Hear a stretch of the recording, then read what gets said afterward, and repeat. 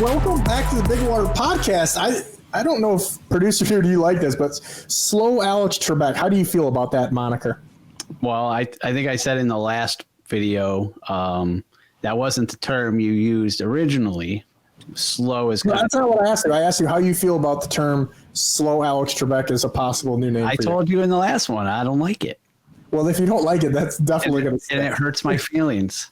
100% going to stick. But anyway, we only got Country Steve on because apparently the people love him. They're calling for Country, and he's got a work release deal, and we got to get him back with his little ankle bracelet. So we better bring that sucker in because God knows what he's going to do unattended. But we are going to answer some more questions, are we not?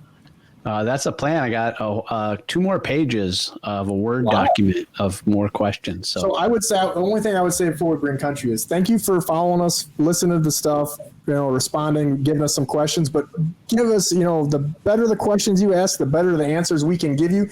Get detailed on things. Some of these questions, I'm just like, what are you talking about? They're kind of crazy. So, but we appreciate you following along and participating in our game. All right, let's bring in Steve. Back again. There he is. No, not fleas. I got a flea. Not fleas. We have no budget, but if we did, we could play some dun, dun, dun, dun, dun. Well, we've got this music. We've got this music that comes in with this program. Can we hear some of it?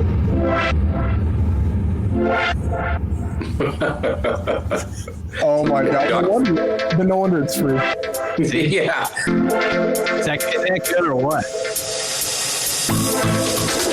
Hey, anybody who listens to our stuff knows that I'm always fighting with Racer Dude / Slow Alex Trebek on the music. There was a comment someone did in like this is not one. This one is not good. All right.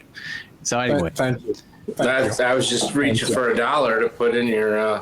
Well, I was picturing you with glow sticks, like at a rave party or something.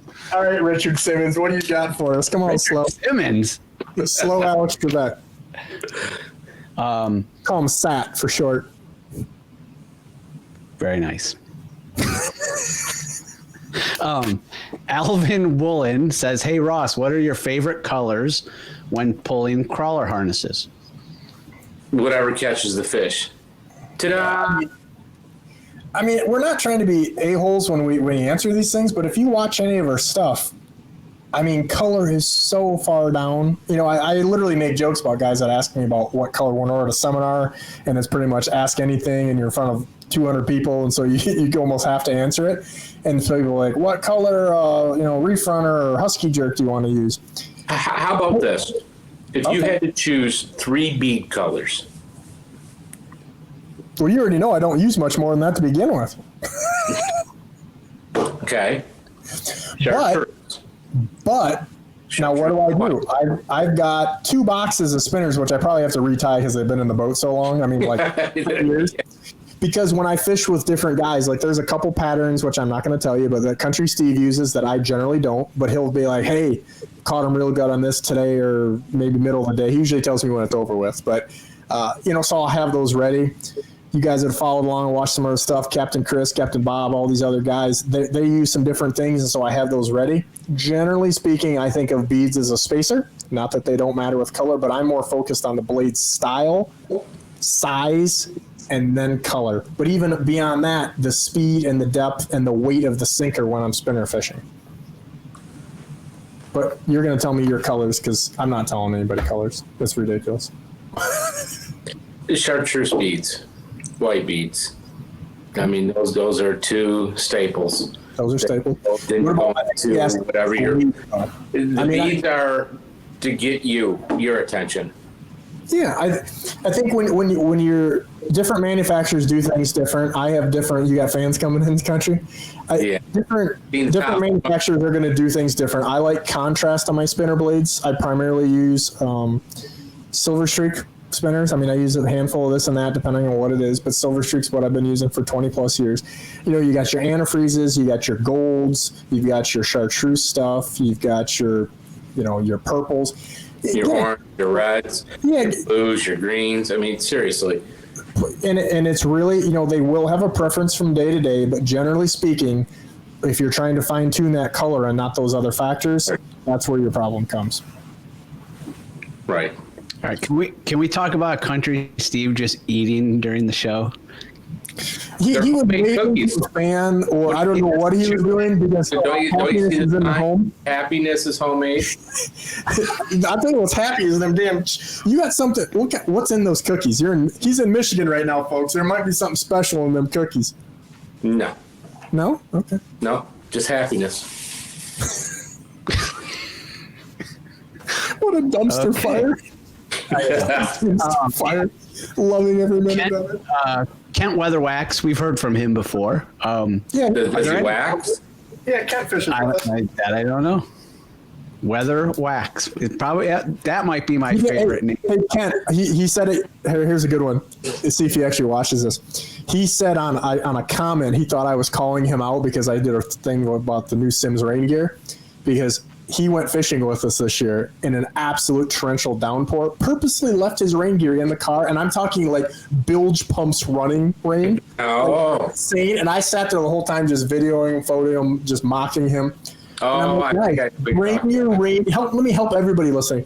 Bring your rain gear every time, even if it's a windbreak or whatever. Always bring your rain gear. We were coming in the other day, and I was fishing with a bass guy. Ooh, We went out bass fishing. Anyways, we call them ditch pickles here. Thank you. yeah, yeah. Went fishing with a bass hole, and we're coming in, and you could just see the storm across. And I started putting my rain gear on, and he looked over and said, "Hey, thanks for putting your rain gear on. We did not get rained on. The best deterrent for rain, have your rain gear every time. You know it." And by the way, a little shameless plug, but it's not out yet. But if you guys like really good rain gear, Simms Pro Dry is now going to be available by the time you even hear this, in an insulated version. It is naughty, double Gore-Tex. Like, Can you get me some? I may or may not have a photo sample that was already wearing.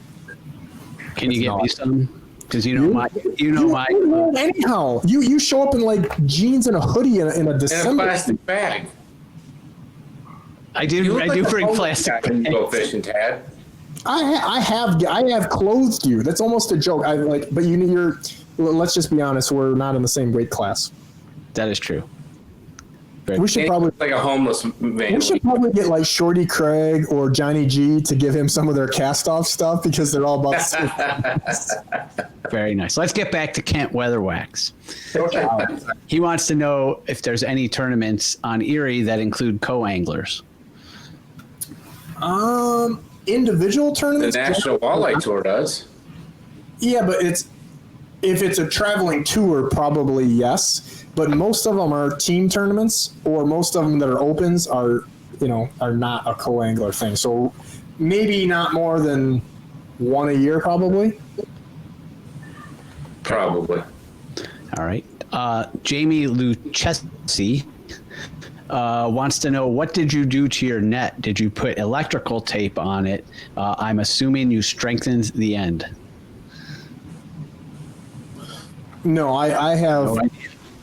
No, I don't know exactly what he's talking about, but I have different color electrical tape because I have so many different nets and my different boats and fishing with country that I'll put electrical tape that's colored on the handle and the hoop because so they know that that's the one that goes to it for sizing and for him not stealing my shit. And then also I have a little. Stealing, it's borrowing without the intent to return. Yeah, borrowing without the intent to return. Different that line, yeah. Different laws. And then up towards the handle, I have a liquid net protector on there, which is probably what you're thinking is electrical tape. I'm guessing, but that was my guess too. Check out the liquid net protector. It keeps your boat from getting all chewed up, or your car if you lean it up against, or really anything, because those sharp edges on the yoke are really bad. You can get that at Liquid Products or fishusa.com. All right. Winston Smith wants to know, and I don't know if this is a legit question for you, so you don't get angry at Winston, but he wants to know how much line. I'm mad at you for making us answer it. How much line do you put out? How much line do you put out at each of the Dipsy settings? Is there a difference? Yes, I didn't know. Moving on. Watch our Dipsy video. There is no such thing. Yours. Country, why don't you answer that? I feel like I want to help these people, but I feel like they're not helping me help them. Well, that's like I was at the cabin up north, and I was peeling line off, and I got to my backing. And the guy was it your rods and reels or somebody else's? You were just taking off. No, it was my rods and reels, and he couldn't understand why I had 500 feet or 700 feet of one line, and no, it was 900 feet of the backing, I think it was, or 800 feet of the backing, and only 400 feet of, the sun line or the maximum I like to use, one of the two. And I said, well, because then I tie the knot, I know where I stop, I peel off the rest of the line to the 400 feet, then I put 400 feet on, and all my stuff stays calibrated. And he just could not get the concept of the line. And this guy's a tournament fisherman. And we've got videos on showing how to calibrate, because that's a whole other thing. But I think like this guy is specifically wanting us to be like, oh, if you have a 3 setting, you put it back 100 feet.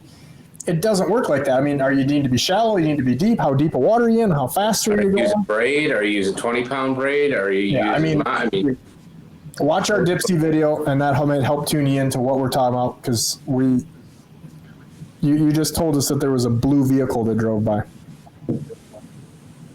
Here's another thing. People ask how far back are we with this and that. I can tell Ross how far back I am, and he can duplicate it. You have to be using the same line, the same rods, the same reels. You have to have your stuff calibrated. So we can tell you all where we're at with settings and how much line back, and I could give you 32 back or 42 back and with a 2 ounce or 1 ounce. But can you duplicate it? Well, we've talked about this many times, but a Dipsy diver weighs a size 1 with a ring, weighs about 1 pound, about 16 ounces. When you speed up or slow down just a couple tenths, it significantly changes that. And yes, watch your Dipsy video. That'll help you out. All right. So with Dipsies, A Stock wants to know if you're using braid with Dipsy, what pound test do you use generally? 20. I personally use 30, but again, the question to ask, just like what Country C said on the before, is don't ask what pound test, because like with monofilament, for example, 10-pound Berkeley XT, 10 or 12-pound Berkeley Big Game, 14-pound Berkeley XL, 16-pound Sunline, all have the same diameter. So don't worry about the pound test. Look at the diameter, because that's going to change your diving depth. I personally use 30-pound Power Pro, which is about 8-pound diameter. I think it's 11 thousandths. But, your dive charts and your stuff, or your buddies that you're fishing with, worry about the diameter, not the pound test. All right. And A Stock also wants to know, when will you make more cooking videos? He loved the walleye cakes. We have a surprise planned. It's a little ways out because we've been so backed up with things, but I think you're going to like what we kind of have planned, but you're going to have to wait a little while. All right. Jeff Cummings wants to know, what is your go-to rod and reel combo for lead core and Dipsies? Well, I mean, those are two totally different deals. Like a Dipsy rod and a board rod is totally different, or lead core or whatever. Again, I don't know what kind of lead core you're doing. If you're doing some segmented or you're using a whole core, because that's really going to change too. Once you put, 300 feet of lead core in the water, you need a rod that's got a little more beef to it than you do if you're segmenting lead core. So generally the segmenting stuff, I'm going to use just my regular board rods, which is a Shimano Compre 8'3", just medium. That's, I think, the MD model is what they call that, 8'3" telescoping, whereas there's Shimano Dakotas. But if you're going to be using a full core and you're going faster, you're going to need a little heavier rod, like a light salmon or steelhead rod for that. And my Dipsy rods, I can't tell you, but there's some things coming in the works, and that's all I can tell you on the Dipsy rods. If I'm Dipsy fishing, I'm with this dip. I don't Dipsy fish. He hates Dipsy. He hates Despise them. I bet they're so easy and fun. I know they're idiot proof. I get it. They're not idiot proof because I know a guy one time that was in New York, he called me, and he put a right on the left and he put a left on the right, and they got together. You remember that? No, I also put them on backwards. My first day going out fishing Dunkirk, whenever that was with Bobby D, he was laughing at me. I don't fish Dipsies, boys. I just don't. First day. I bet that was a party. It was. You know, anything with Bobby's a party. Oh my God! You have to get him on here. Oh yeah, that you two together is just not. This is not right. At any rate, what do we got, producer dude? Oh, I'm producer dude again. All right. Excuse me, slow Alex. Darn it. Not so fast, Alex. Yeah. No, I like that a lot better. I like that one a lot better. Not so fast, Alex. He's gonna edit it out. But if he left us, I remember me and you were like, producer. He just left. I think he was getting cookies too. I need cookies. All right. TD Drummer 44 says, what time of year do you start moving eastward to get on the bigger fish? Eastward. April. Yeah, I mean, eastward is a relative term, and I don't know exactly. It's always going. You're always moving east to chase the big fish. Right now, we're the big fish yet. Yeah, as soon as they dump eggs, they're headed east, the bigger fish. And, things that slow them up is cooler water because of the bait fish. It's all food. It's food. Fish don't go far from the grocery store. So, yep. I mean, or Country Steve. Unbelievable. I can't believe he's right in front of me. I thought, the new improved Country Steve, didn't eat Snickers or anything. And it's a sugar cookie that the missus made. Oh, my gosh. And you know how good they are. Made with happiness. Remember that. Yes.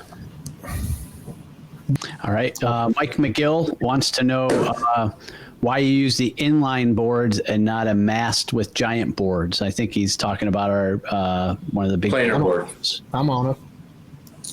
You want to start that, Country, or you want me to roll dirty? I use it because it's just complete the easiness of it. I don't want to haul that big board around, the mast, setting it up, taking it down, on top of, when you have a fish that releases, you lose fish because you have a break in the line. The board keeps constant pressure. There's a lot of, I'm going to jump in there. There's a lot of things that are subjective and depends on what you're doing. A lot of these things I'm going to say you can or you can't do, and you can argue it. I would say you cannot argue with what I'm about to say. You cannot run big boards slow. You just can't. You even look at the 35, 40-foot charter boats that are out here in Lake Erie. In the early season and late season, they're using inline boards because when you don't go slow, kind of the same reason the question on, I think it was other question video me and Country did, where the guy said, how come you don't, have the pop-out method? If you're not going fast enough to create the fish and force them without them having a say in it back behind, so generally going 2.5 miles an hour, you can't force those boards to both plane out or the fish to pull out of the spread. So a lot of times me and Country are not fishing anywhere near fast enough for that to happen. Like you mentioned, you got to have a mast system, you got to this and that, and it just takes a lot more time. Well, me and Country, if you follow us around, we may fish 100-yard stretch, set up, go over, pick up, and come back. That would take 3-4 times as long with a mast style in setting it up, bringing those deals in. On top of, you can't go fish structure with it. No, it changes your leads. You have to have basically all your leads the same on that so that when they pull out, I'm not digging and dogging on big boards in the middle of the summertime. If you have a down pattern and you're running wiggle warts 70 feet back or something, man, I can't keep up with spoons and jets, like jet diver and spoon. Great deal. But it's just it's a situational thing. And generally on smaller boats, we can't run enough lines to make it efficient. Right. But we get way more bigger fish doing what we do by far than what they do. And that's what we're targeting. We're not targeting the socks. We're targeting big fish. Steve likes big girls. Yeah. Everybody needs love. Look at Ross. And not so fast, Alex. Don't make fun of me. That one's growing on me. No, you'll never hear it. It'll never hear it again. It's gonna stick. It's gonna stick. It's not. Ken Parks, he says he's just getting into trolling. What reels and size do you recommend? I guess country's probably not much different than me. I use Shimano Dakota 500s. I've used them forever. 20. The new model is a little bit smaller profile, but I'm still using a 500. They do have smaller sizes, like a 300 and a 400. I don't like those personally because the 500 is compact enough for what I'm doing. It's fine. But I like having more drag capacity, so you have a handful more pounds of drag pressure, which can come into play in summer fishing in particular. But the other thing is, even though I don't need the capacity, I fill that spool up so that it's calibrated properly, and the counter actually reads what it says it does. So watch our video on that if you're not familiar with it. But I like a bigger spool. The same reason a lot of bass guys will use a 2500 or 3000 spool, even though they're just dropping something over the side. You've got a larger arbor, and that line comes off a lot nicer. I agree with that, but I use the 1000s for my spinning rods because we're not catching redfish. Yeah. So, Nope. But I'm with you. I have all 500s, but I have 6 300s for my bottom bouncing things. I like them for bottom bouncing the 300s. Yeah. The new Dakotas are probably half. Well, that's not half, but I mean they're considerably smaller in profile than what was the older round style of Dakota, the kind of traditional style. Country Steve eyes, if you guys are watching on YouTube, it just said the cat went by or the sugar cookies got pulled away. One of the two things. No, the wife sent me a text, so He's looking a little tired. I'm beat, man. He's been fishing every day. It ain't easy fishing every day, boys. No, it's not. And that sugar's kicking in now from the cookies. Oh yeah. It's time to go. No, not yet. Slow Alex, what do we got? Brother Gas. Remember Brother Gas? That does sound familiar. That feels like we've had him in some question videos before. Well, questions, and I believe he won. Flatulence gas or what? What? Brother Gas. I believe he won the Sims rain suit, maybe? He won a contest, I think, at one point. It's like flagellance, like gas, you think?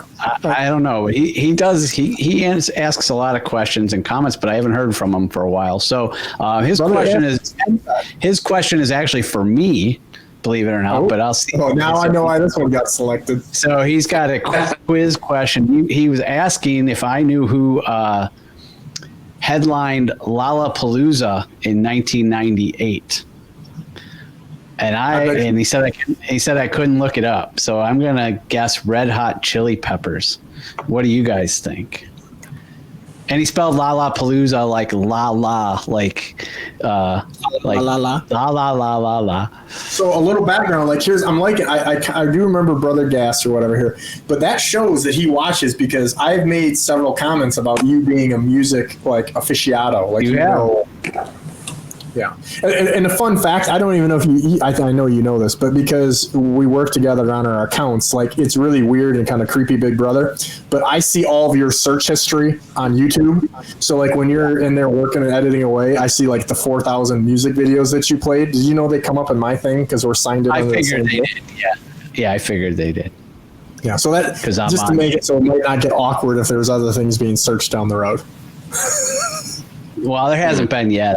I don't think there's been anything. No, but just weird freaking music choices. But yeah, well, that's me. I just looked it up, and it's a trick question. There was no Lollapalooza in 1998. So, wow. Brother Gas is trying to pull a fast one here. Yeah, because my guess would have been Metallica. Yeah, I was thinking Jane's Addiction because I believe they were the ones that started it, and they ran it through 97. I just looked 97. Yeah, Metallica was 97. That'd have been right. I don't know about that, but anyway. Where are you pulling that shit out of? Like, who, Steve? Yeah, I think he's pulling that out of his keister. Yeah, I don't know that Metallica was there, but anyway, we're gonna move on to more important stuff. Lake Erie Ice Fishing wants to know if you like Tofts or Purple Parrot ice cream. I don't know what Purple Parrot is, but Toff's ice cream, for any of you that visit or fish with me, is the bomb diggity. We actually did a tour when we did a meat eater shoot, went there and got to film that. But yeah, there's Toff's and there's little satellite stores all over Northern Ohio. It's an amazing ice cream and dairy that's locally owned out of Sandusky, Ohio. The purple what? Purple Parrot. I've never heard of it either. Or maybe that's a flavor of Toff's. We're going to have to get Chip to paint a blade up called the Purple Parrot. I can see that. You know what? That is so jacked up because that's honestly what I was thinking.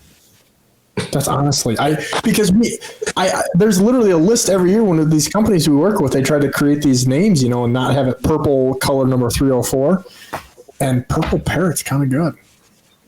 Yeah, I like right along with Kingsman, Pink Panther. Kingsman chocolate, Valkyrie, mint chocolate chip, cookies and cream. I just had one of those the other day. Metallica, 1997. Lollapalooza. I fact checked him because I think he could be full of shit. You don't have to fact check me. He waved that phone so fast. Here's my badge, officer. Here's my badge, officer. Here, can you read that? What year did Metallica headline Lollapalooza? 1996. He said 97.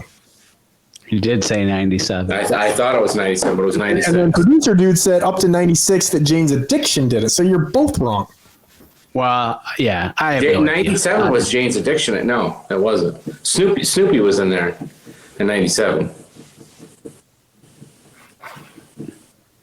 And what are you doing? You're taking pictures now? Yeah. I just wanted evidence. I'm glad we're almost done because this is going downhill fast. It's gone. But I just thought, Wait a minute. That's why you're slow, Alex Trebek, because you didn't know that was going to happen? Not so speedy. But I did think of a game. We could do lure name or ice cream name. That we could go down that and figure that out with all those silver streak names. I like that.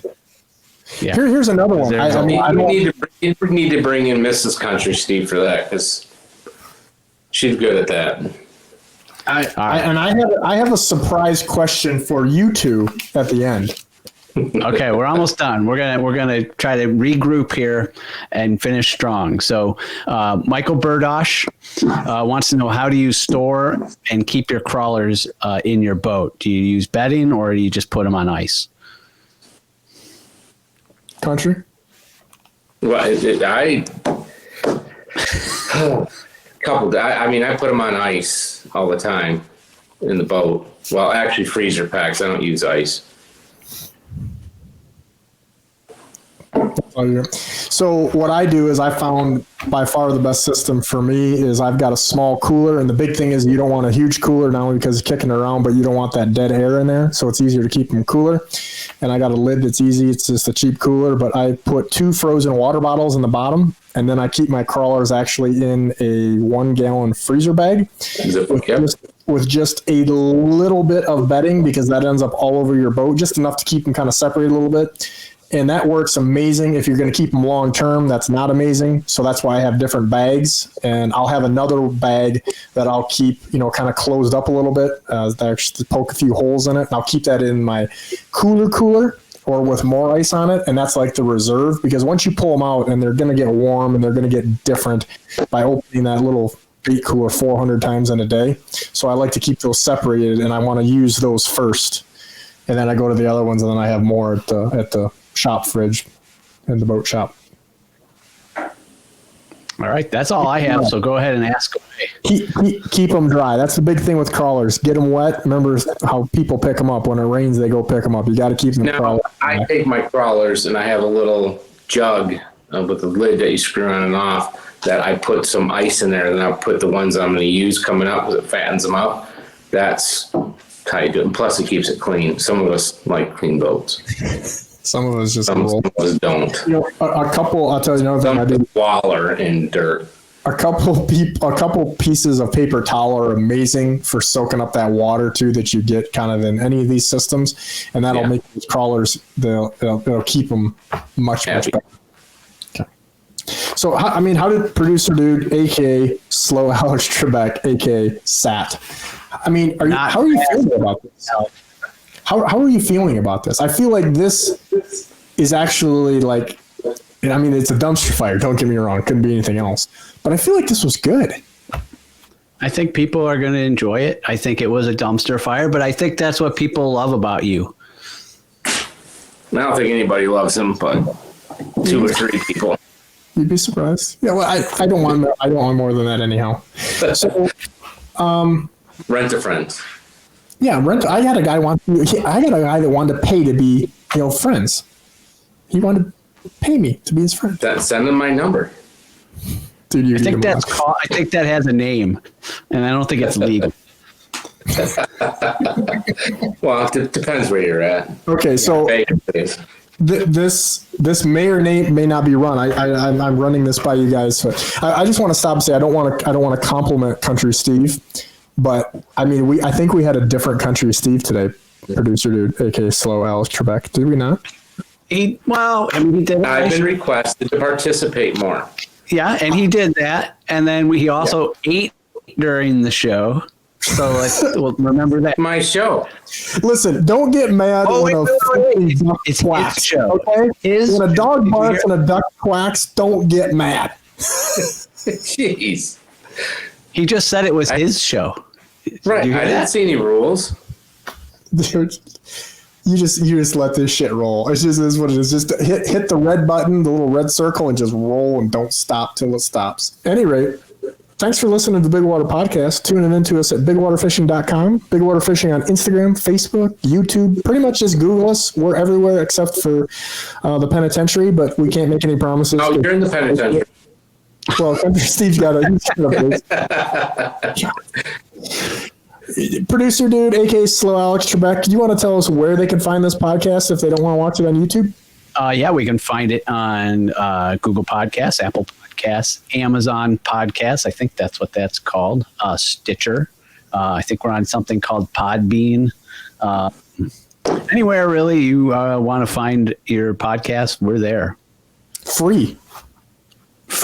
Yes, yes. I mean, where else could you go get this type of education and entertainment and have Country Steve? Like, you had his undivided attention. But would anybody really pay for this? Let's be honest. Oh, my God, they would. They do pay. We teach schools. Are you kidding me? We have educational guide trips. We do Bigwater Fishing. People pay. We're just the kindness of our hearts.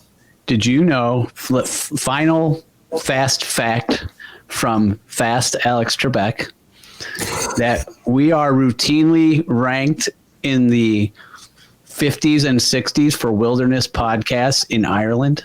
Did you know that? It's responses like this that is why you're still on board. What's that, Country? They're lonely and on an island. I mean, that's amazing. Country, he wants to go there. That. I told you my next big trip's going to Sitka. Alaska? Yeah.